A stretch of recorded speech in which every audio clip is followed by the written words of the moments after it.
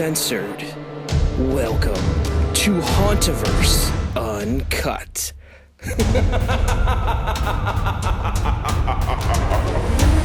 Hello, ladies and gentlemen, and welcome to Hauntoverse Uncut. I'm, of course, Andrew Barczyk. You know me from COASTER-net Uncut, and I am joined this lovely evening by my good friend that you might have seen on COASTER-net Uncut before, Mr. Brian Bass. Brian, if you could introduce yourself a little bit to the Uncut listeners. Thank you, Andrew. I'm happy to be here, and while those listeners may have seen me on some other shows where we alluded to this show maybe being in the works, it is finally here, and I couldn't be more excited. My name is Brian Bass. I am in Nashville, Tennessee. I'm a coaster enthusiast. I'm a haunt enthusiast. I'm a water park enthusiast. I love them all. You know, you throw every kind of amusement at me, and I'm going to enjoy it. And we're going to talk about it. We got a really exciting season coming up for this fall, and I'm just ready to get down into it, man. So let's go ahead and start this new show up. I couldn't be happier to be a part of it. So the idea behind this show is that COASTER-net Uncut has been so successful with me and Danny that we really wanted to capitalize on one of the seasons in the theme park calendar that has become so popular that maybe it is the most important season to a theme park for them to do well. That, you know, back when Haunt started, that, you know, I can remember all the way back in the early 90s with Six Flags and Fright Fest. It was almost like a gimmick type event, a way to extend the calendar a little bit. You know, when Cedar Point started it in, I believe, 1998 was the first year, or was it 97? It was 97 was the first year. I know that. Because my first trip to Hollow Weekends was 2007. No, it was 2006.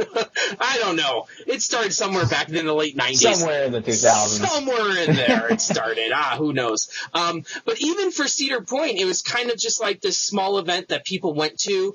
And then, you know, even when you look at one of the most popular events today, Halloween Horror Nights, both in Hollywood and Orlando, you know, it's always been a cult following up into the last few years, I really want to say. The last 5 years, haunts have just exploded, you know, especially with theme parks. And I think it's a really good time to start this show because the interest in haunts is at an all-time high. And I think between me and you, both of us have a really good perspective on the Halloween events at theme parks.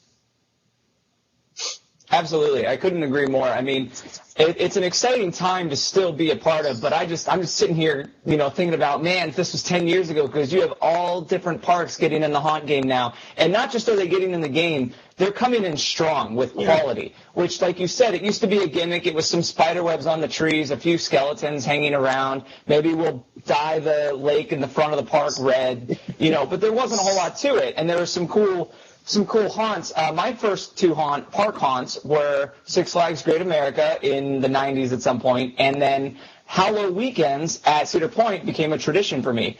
And I do have to say that's one of my favorite haunts out there just because you get the atmosphere of fall, you get the cold, the bitter nights. You're out on that peninsula. It gets very dark, very creepy very quickly. So, but it's kind of weird because growing up, it was that and Universal.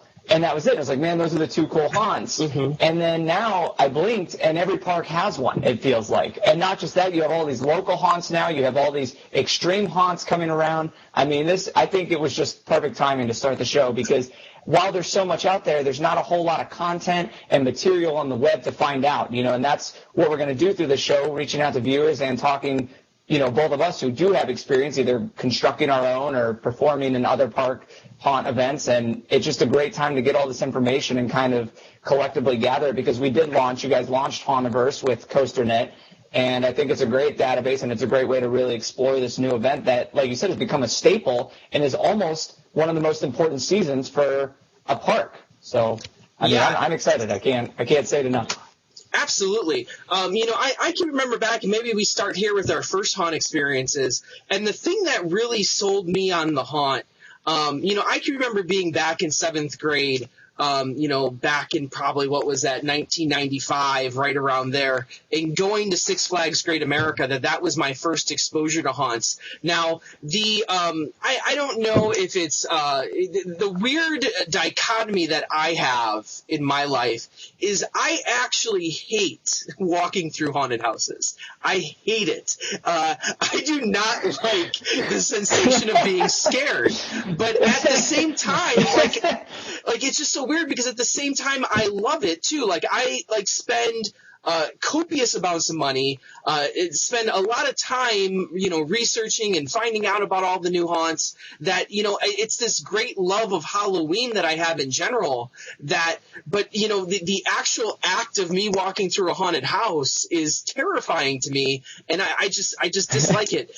But I can remember back in 95 when I went to Six Flags Great America, and the one haunt that really stood out to me was the Necropolis, which was just a simple walkthrough that at that time they would open it up midday. It would even be dark outside, and they'd have costumed, vampires and monsters, just walking about. And it realistically, it wasn't even that scary, but I thought it was the coolest thing I've ever seen in my life. That I remember going back to school the next week and writing like we had to write these, just these fictional story pieces or, just writing assignments. And I remember the one writing assignment I wrote was on what did I want to do with the rest of my life. And I said that the job I wanted was to be a scare actor in the Necropolis.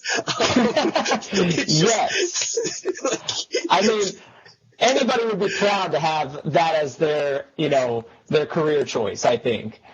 And absolutely, if I could find a way to make that work still and still, have enough money to pay the bills, for sure, that's exactly what I would do with my life. But fast forward that to, a few years in the future when they opened up Cedar Point's Halloween Weekends, which was 1996. I didn't actually go to that event. That the first year I went was 2006. I had always wanted to go, but, being, in high school and being in college, sometimes funds are a little bit limited and the fall, there's always stuff going on and you're like, well, do I really want to go to Cedar Point and take the 5-hour drive just to spend a few days there? But I finally made it to 2006 Halloween Weekends, which was the 10th year anniversary.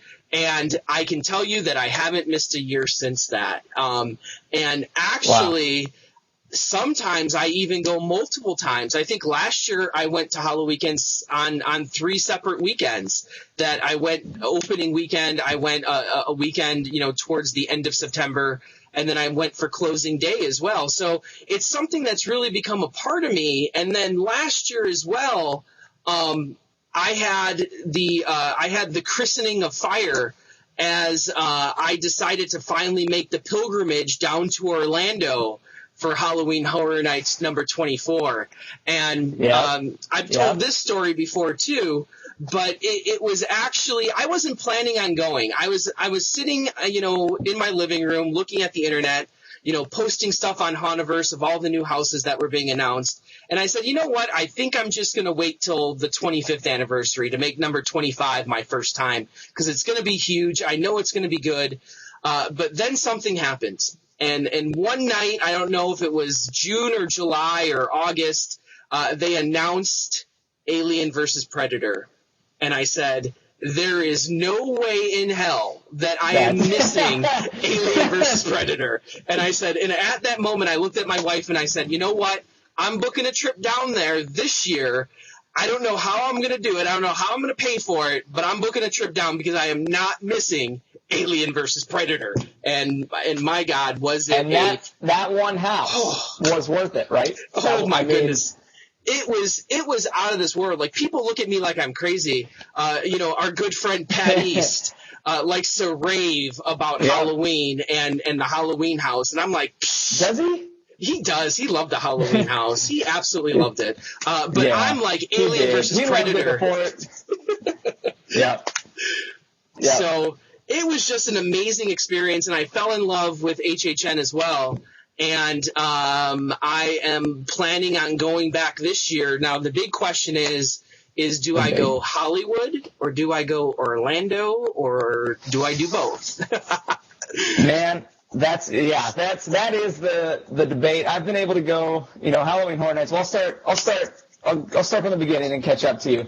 I was always fascinated with being scared and haunts. I do video and film was my interest and career choice, and it all started from the movie The Fog, which was the first movie that took a crazy effect on me, where I was literally, every time I saw Fog, I was scared, I was nervous, I was like, wow, this fake story did that to me, had a real impact. And then I found out about haunted houses, and I was like, oh, this is so cool. They combine, real life scary, and I went to Six Flags Great America. And I don't remember the name of the house. It was in the very back of the park, and they just did cool effects. They had this one room with the black lights, and there were all these masks, and someone would come flying out at your face and go back, and it was just so it was just so overwhelming. I was like, this is so cool. And then I heard about, of course, my favorite park, Cedar Point, that was doing a haunt. And, I caught all this a little later. I'm a little younger. And I couldn't just make a trip out there. And it was hard to convince them to go in the fall. Like you said, it's harder to get time off, harder to fund it, whatever. But we went out there, and just being in a park where the atmosphere completely is taken over and changed. There's fog. There's people running around scaring you. Even when you ride the rides, you're riding through fog patches. Yes. You can hear the people screaming on the midways. And now you have this whole new thing to explore. You have these haunted houses in these buildings that you didn't even know were being used. And sometimes they're old ride lines or they're storage for ride parts. So there's that kind of exploration that kind of, drew on me as well.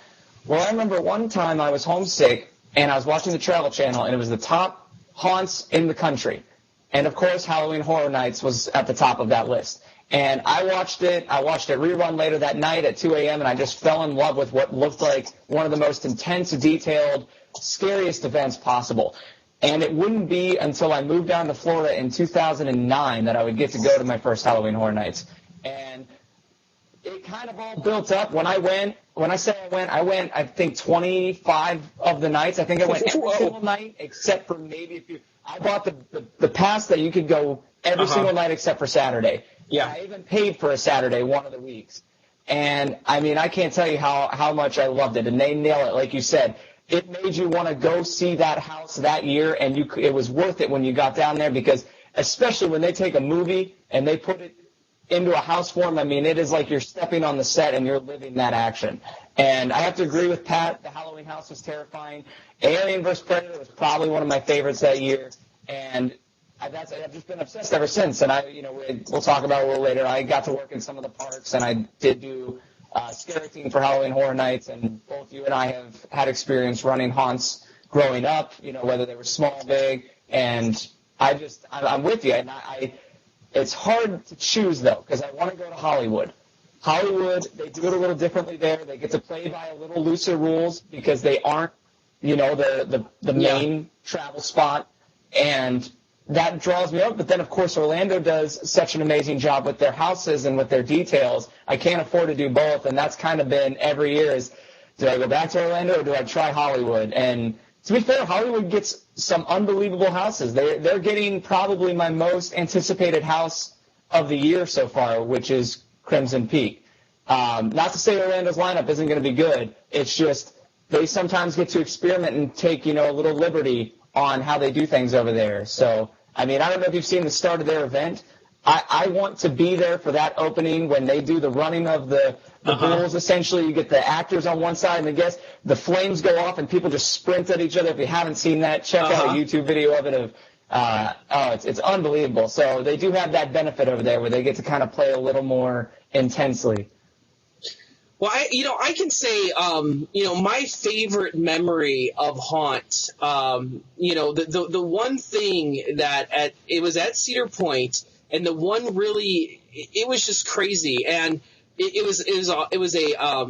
was a quasi indoor outdoor scare zone called Fear Fair, and it's right next to Raptor, and They would have, set up in the back pavilions that if you ever looked at behind the Jack Aldrich Theater, there's a series of pavilions back there between the theater and Blue Streak right next to Raptor. And they would set up a medieval style haunt. And I'll tell you what, when the fog was kicking, those pavilions would hold in that fog so well. So you would get like an outdoor experience with the fog at times, and with the amounts of fog, but it was being held in by the pavilion.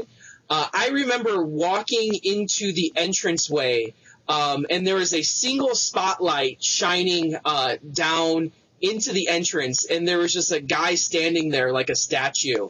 And at that point, I didn't know if it was a haunt or not. And I remember being there with my family and being like, nope, I'm not walking in there. There's no way. There's no way in hell I am walking into that fog to be scared by people. And it was just terrifying because the dude was not moving at all. And there was like 2 or 3 groups of about like 10 people all contemplating walking in, and nobody would walk in. And it was just crazy. Everyone's just standing there like, I don't know what to do. It was eventually we did walk in, but it was just an amazing experience, to be honest. And that kind of ominous, theatrical, unnerving, to bring that to life is obviously why we like haunts. And as you said, you don't love that feeling. You do, but you don't. Yeah. We all go there for that feeling. Some people aren't scared by stuff. They don't get startled as easily, but they still appreciate it. I'm unbelievably easy to scare for as much as I've worked with it. The anxiety that I get when I go into a house or into a scare zone, I mean, it's all completely, so it's the fun of it, but it is. And they just, these parks that do it so well, especially Cedar Point. I remember that tunnel that goes under Millennium Force to get back to, the Frontier area or whatever. Oh, yeah. They always have one spotlight up with fog. And I just remember I turned the corner and, no one's over there, just thick fog. It's like, I know there's a guy. I know there's someone over there. And I don't want to walk, but you're going to do it just because you have to. And it's that same fear of just like walking through the fog. You can't see this far in front of your face.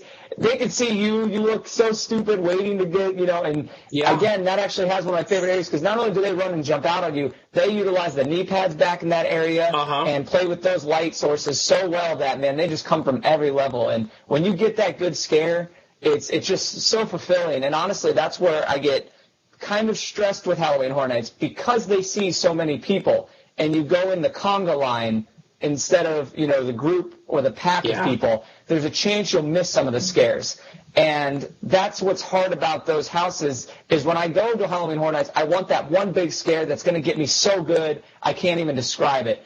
And every year I come away with it, but the less you go, the less chance you have of that because there's just so many people. You might be in the wrong spot. You might have to do a house twice. And that was the beauty of living there was, man, when I go to Halloween Horror Nights, I could go through a house 10 times in a row and get a different scare every single time because of the way they have them set and the way they have them built. And I think that's why I do like scare zones more because you're just kind of wandering around and there's not a line. You can stand there as long as you want. People can target you. And, again, that whole atmosphere while you're riding the rides, Blue Streak actually goes right by that pavilion, and on the right night, you'll go into that patch of fog and just be completely overwhelmed with what's going on. Oh, it's great. And that's what the cool part about Haunt is that you can go, 2-3 times, maybe even more, and have a different experience every time. It's always a guessing game because it's especially the outdoor haunts, at places like Six Flags and Cedar Point and the other chain parks, that it's so dependent on weather. That depending on the weather will determine how that fog settles in and how the lights play. And the one thing that kills Cedar Point is, when a good wind kicks up and it kicks up off, all the fog off the peninsula. And I'll be honest with you, this is just pure speculation on my part.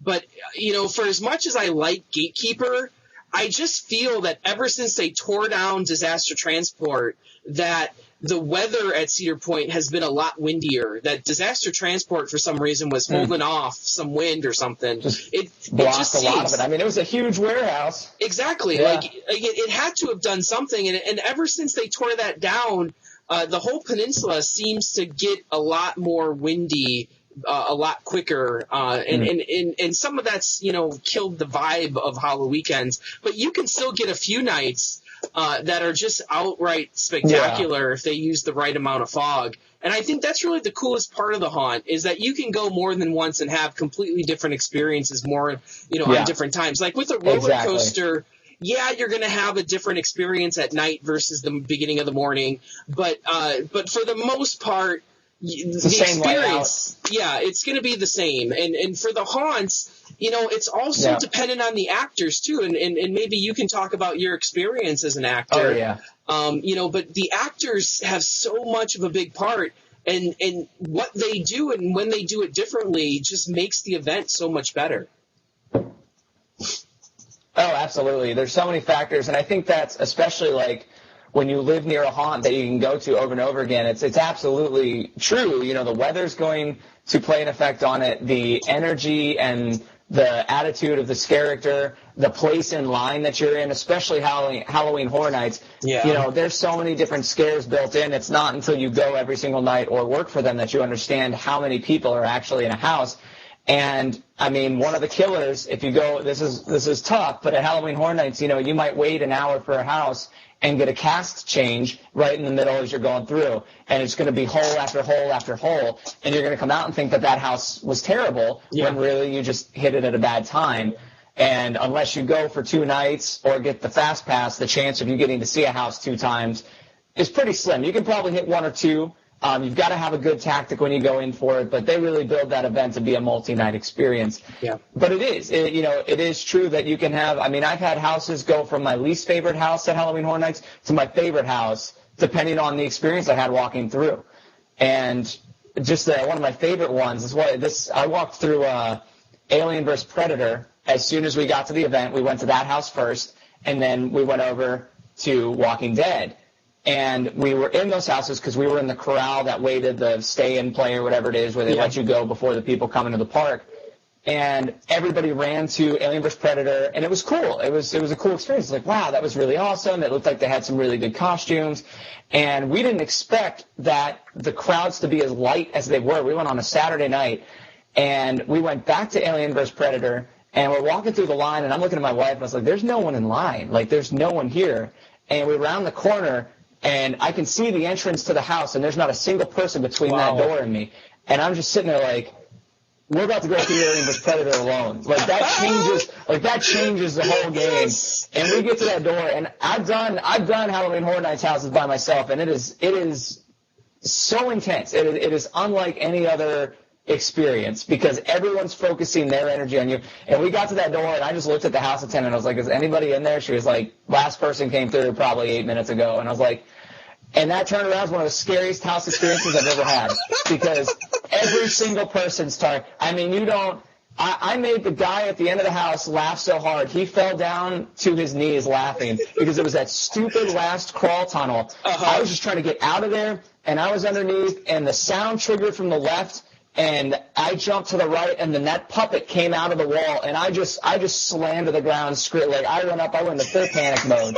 So, and that's just something, I wouldn't have gotten that. And I loved it because I got out, and I was like just pumped, I was excited, and the house did what it meant to. But that's the thing, you go through with 50 people, you get to see other people have those experiences, but you might miss them. And that's what's so great about a haunted house. If you can go through again, you're going to get different experiences every single time. And again, as a character, you get tired, especially the last 2 weeks. You're pulling really long shifts, really long days, but you've got to bring every scare as intense as you can, because if I just pop out and just kind of like go out and come back in, that's not fair to the customer or to the guest, and that's not scary either, because I'm not putting any effort in whatsoever. And there are those nights and those times where casts do that, but sometimes you get people who are excited about their house and excited about what they're doing, and again, all just contributes to you can have a 180 experience. Halloween Horror Nights, and I believe in Cedar Point and Six Flags might have houses like this. If you go at 6 o'clock versus 10 o'clock, some of those houses get really bad light leak. The Disaster House was Walking Dead the one year I remember walking through. It was cool, wasn't scary, because you could see everything. You could see the seams and the masks. You could see where people were going to jump out from. And, just even doing it at a different time of the day can really contribute to your overall experience. Yeah, and it's always a crapshoot, too, because you don't quite know if if you have a fresh cast, because obviously people are going to be a little more energetic at the beginning of the night, but then you don't want to go too soon because, having been in a haunted house myself, and I think you might know this too, that it's like any activity and you need to get kind of warmed up to it, that you might figure it out later. Yes. It's not something you can just walk right into and start scaring people. It's something you really have to warm up with. And even if you've been doing it for, a few weeks, it's still something that you got to get hyped up for every single night. So it's, your experiences are so different from night to night, from time to time. And that's what makes it really cool. And now that you say that Saturday stories, I've heard that multiple times now, that Saturdays really become a lighter night at HHN because of the fear passes and because of how expensive it is. I might actually the tiered pricing. Yeah, I might actually spend a little bit more to get a nice little experience like that and maybe show up on a Saturday as well. That sounds like a lot of fun. But at this point, I think, I want to talk a little bit about my experiences in the haunt industry, which haven't been many, very much at all. I know you have a little bit more of a nice history there. But, for the last 6 years, I've done a haunted house at my high school, where I've completely designed it, themed it, pretty much came up conceptually what it's going to be. And it's been a really cool experience. That's awesome, though. It's really been awesome. And one of the things that has helped me a lot, and I don't know if I should say this or not, but my guiding source of information on how to scare, on how to set up a haunted house has come from Cedar Point.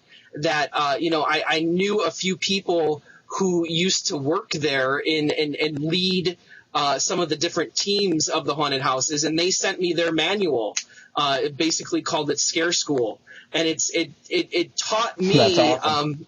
How to scare people and how they do it. And I had been going to Cedar Point for a number of years, so it's just reinforcing what I saw happen, and then it reinforced it with what they're actually teaching there. And it's actually funny because one of the tricks in the manual is that if you're a scare actor and you hear somebody say someone else's name, that you should pick up on that. So I told my sister this, and she insists on every haunted house saying my name until she will say it until a scare actor says it back to me. That's awesome. So when you kind of know the tricks, you kind of try and work touches. But anyway, absolutely. I've done a few really good, haunted houses. Being at a high school, I started off pretty simple with Zombie High School. Before Cedar Fair ever did it, I was way ahead of the game on the Zombie High School. So I actually thought that, one of my dream jobs at this point is to actually be like a haunt designer. And I thought, well, maybe I could sell myself with the Zombie High School idea, but throw that out the window now. Dude, we've been doing that. It's kind of cliche at this point. But I've done some pretty cool other ones. I try and do what's popular of the day. I did a 2012 one that I thought was pretty cool, where I did like the 4 Horsemen of the Apocalypse. So I had like a war zone where it was like I had like these blinking strobes, like just the ones that don't like strobe but just like blink like every 3 seconds. And I had huge speakers playing like air raid music and bomb music, and it was pitch black in there. I had people with gas masks. Oh, it was epic. People were like freaking out in that room. So that was really cool. That's and then awesome. just recently, I did a haunted house called Prey, Prey, and it was a mix between like a Predator style haunt with a little Purge mixed in there too, because the Purge was really cool to me. So I've done it for a few years. It's a great concept. And it's been fun, and it's so much fun to scare people. It's just out of this world fun. It is. It's a blast. The one story I want to tell before I move on to you is in the haunt. I'm standing there like a statue. And there's mannequins all around me. So this one kid who thinks that he's all alone in the haunt at this point. And he happens to be dressed like a banana. Okay? Why, I don't know. I don't know why he came to a haunt dressed as a banana, but he was. But we'll go with it. We'll go with it. So it's part of the story. So he's dressed as a banana, and there's all these mannequins around, and he steps up like right next to me, and he decides that he's going to do a song and dance. And he starts waving his hands back and forth, singing, "Nobody wants to scare me. Nobody wants to scare me." And I popped out at him, and he screamed so loud, he ran head first into a series of lockers, fell down, and was out for the 3 count. It was all in a banana suit. All in a banana suit. It was the funniest damn thing I've ever seen in my life. It was hysterical. It was the highlight of my life, maybe. It really was. And that's why we do it. And that's why we scare people, for those stories, because you won't get those anywhere else. I mean, that's incredible. So what experiences have you had working in the haunt industry? I've had quite a few. My very first haunt that I ever helped out on, I was around 11 years old. We did it in a friend's garage. The room I was most proud of, we had a newspaper room. We collected newspapers for probably a month or so before, and you were up to about your knees or thighs, depending on your height, in newspapers. We had about 10 fake masks sticking out of them just on the top layer, and then about 3 real people. And it was just 2 offset strobes. And it was just fun. You play with the material, you jump up, you don't know what mask is real, what's not. And so then when we moved to Tennessee, I had all this excess Halloween stuff from my parents' Halloween parties. And so I was like, hey, I'm not going to go trick-or-treating. I should build my own haunt. And I started with 1 room in my garage, and it ended up getting to about a 6-room. We had to extend out onto the driveways. For what we had, it was pretty cool. And I'd get my friends, I'd recruit my friends, and the best year ever was when we turned, I guess it was I had to be 18. My parents said, no chainsaws until you're 18. And so I was just waiting for that day when we could. And we finally got it. We're like, all right, my buddy was in agriculture. He was like, hey, I got a chainsaw without a chain on it. Like, let's do this. And we had a Leatherface room. I stole one of my favorite gags from the very first haunted house I ever went through. This guy was running at me with a chainsaw. He turned the corner and came out with a leaf blower. And when that air hit me, I think I jumped out of my shoes, because you take that, that element of feel, even though it's nothing real, and you have something close that could hurt you, and in a quick second you change it, you get hit with something, you're not sure. And so we would have Leatherface, chase him into this hallway where I jumped out with a leaf blower, and I wish it was a photo op. I was trying to think of a way to rig like an on-ride photo section of the haunted house, like a walkthrough photo section, because their faces as soon as I would jump out. And going back to that Travel Channel special I saw, my dream was to work at Halloween Horror Nights. I was like, man, that's the dream haunt. Yeah. Like, you probably work at a local haunted house, then you go to Cedar Point, this is my 15-year-old mindset, and then you go to Universal, and that's it. That's you're the best character. And after I moved down to Florida for 4 years, I went to the event. I never auditioned because I just was happy going, and I was doing my work in school. And I finally decided to go for it. I drove down to Florida. I didn't tell anybody what I was doing because I'd already graduated. I'd already moved back to Tennessee.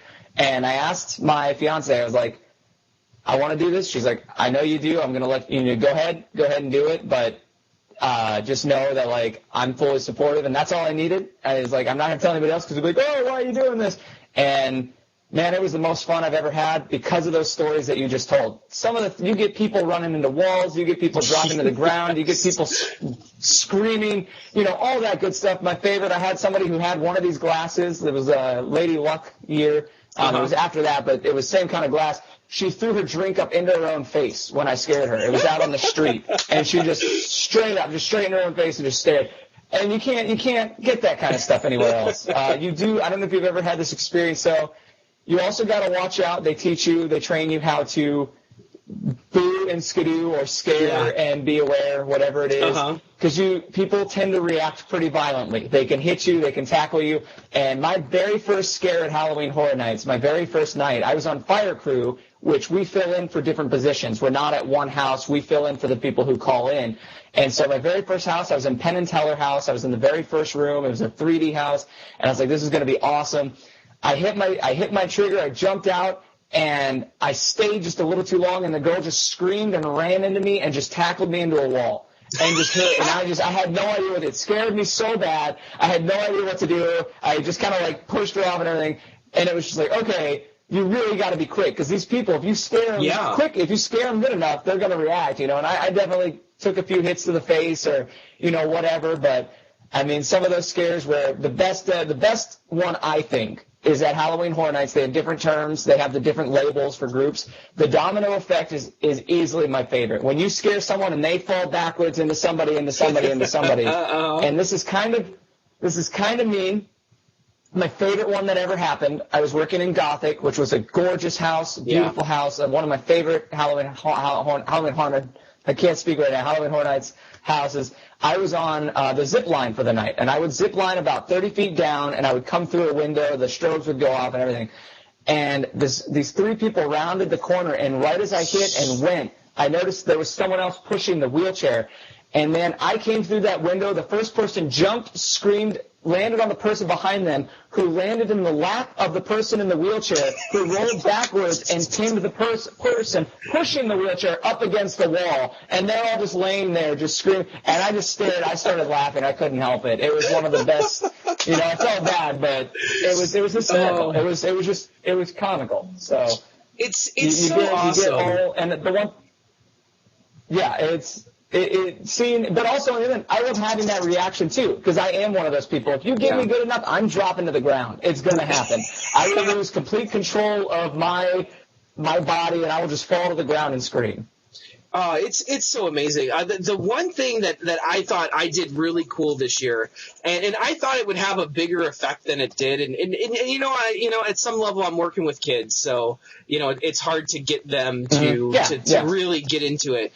But I had this Predator room, and I thought it was brilliant, because you're coming around a corner, and as you came around the corner, we have this big video screen, and on the video screen I had a webcam set up.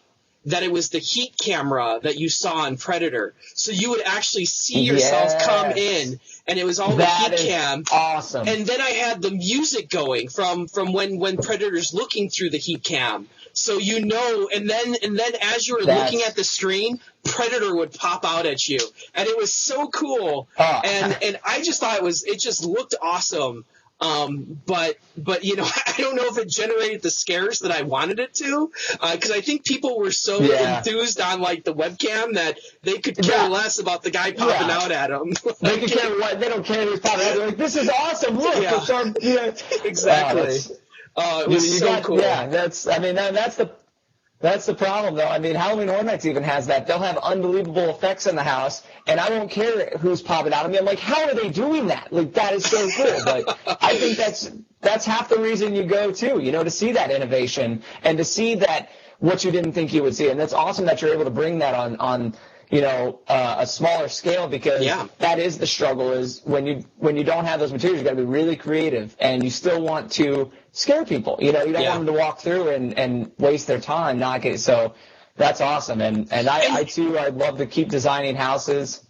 Oh, go ahead. And the coolest thing about it is basically, because I already had the projector, I already had the video screen. It basically cost me $30 for a webcam, because the software was free. I found some software, and so it was like a super cheap scare that was really, really cool in the long run. And to your point with Halloween Horror Nights, one of the best things I did this year is I did the behind the scenes tour down in Orlando.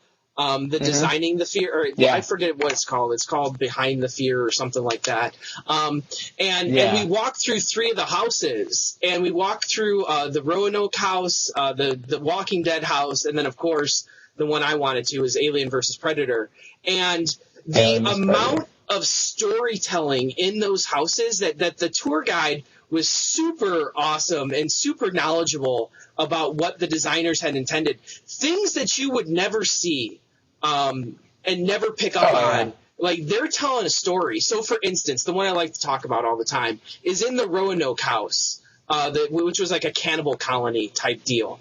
At the beginning, you walk in and there's all these corn stalks, and they're all dead.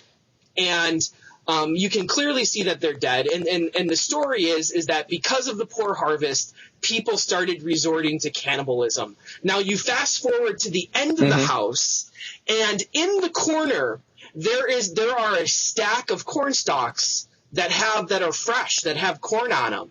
And the story is that towards the end of the house, that they have food now, but they just want to keep eating people because they enjoy it.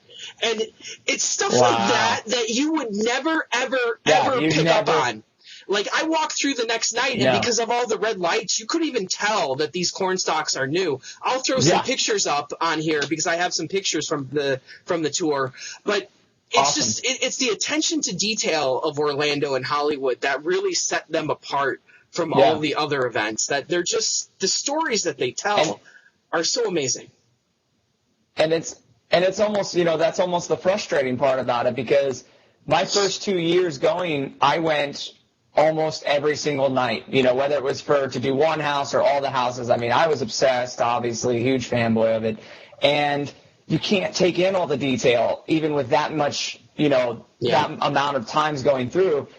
And even working in it, we would walk through our house, they would show us, they'd give us a tour of everything, point it all out. And then what's crazy is they spend, over half a year working on this to dismantle it not even a week after the event's over. It's done, it's dust, it's wood, it's gone. And that's so frustrating to me, especially when you get to go down and you're only there for like one night, and you go through and you're trying to take it all in, and that's it. That's the only chance. And that's why I'm glad they do the behind-the-scenes tours and the videos. And, they post pictures. They're really good about it. But it almost pains me. Like Gothic and Winter's Night, was that the name of it?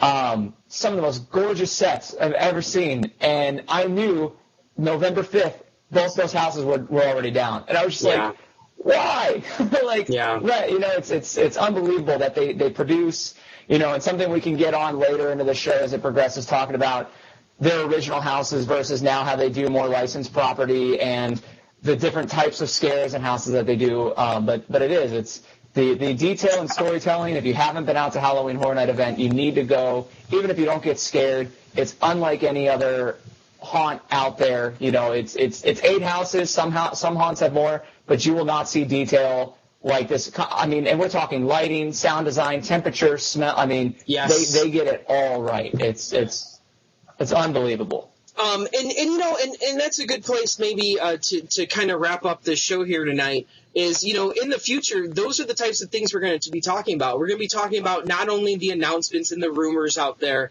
but even, like, I think it's important to talk about, maybe reviewing the houses a little bit at the different parks that we go to each year.